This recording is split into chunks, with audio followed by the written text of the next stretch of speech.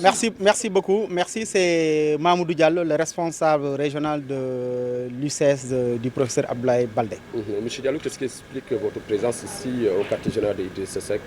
Ben, la présence, elle est simple parce qu'aujourd'hui, après avoir fait le tour en tout cas de nos militants et responsables en tout cas du parti, donc à la suite de cette concertation, nous avons ensemble, unanimement, décidé de porter la candidature du président Idrissa Seck.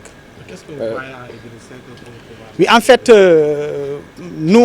l'analyse que nous avons faite, parce qu'en fait, c'est une analyse simple. Nous avons été dans l'opposition avec l'UCS.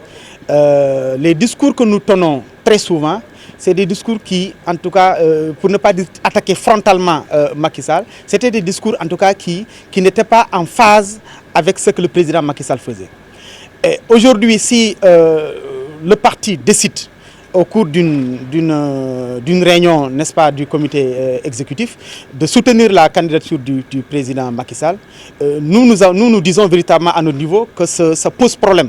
La raison, elle est simple parce que nous ne pouvons pas aujourd'hui dire une chose et demain dire le contraire. Et je pense que aujourd'hui, c'est cette position que nous avons eue pour dire que pour être à l'aise, pour être en tout cas tranquille avec notre esprit, nous avons pensé en tout cas pour continuer la même ligne que nous avons opté depuis le départ. Nous estimons effectivement qu'aujourd'hui, l'idéal c'est d'être dans un camp où véritablement ce ne serait pas en tout cas le camp du président. Et le camp que nous avons choisi, c'est le camp du président Idrissa Seck.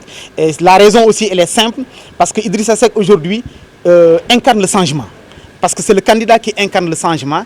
Et c'est ce que nous avons compris, nous, en tout cas, au niveau de l'UCS de Tambacounda. Nous avons pensé, effectivement, que ce changement-là doit passer par Idrissa Seck. Et effectivement, nous avons, de façon très unanime, en tout cas, de porter sa candidature pour ces élections-là. Mais le jour où vous teniez votre réunion là-bas avec l'UCS, si oui, vous avez participé à cette réunion-là, pourquoi ce jour-là, vous n'avez pas posé votre veto pour contrer votre leader en le disant que bon, vous n'êtes pas d'accord de ce choix-là? C'est pertinent. Malheureusement, je n'étais pas à cette réunion-là. Et c'était pour convenance personnelle.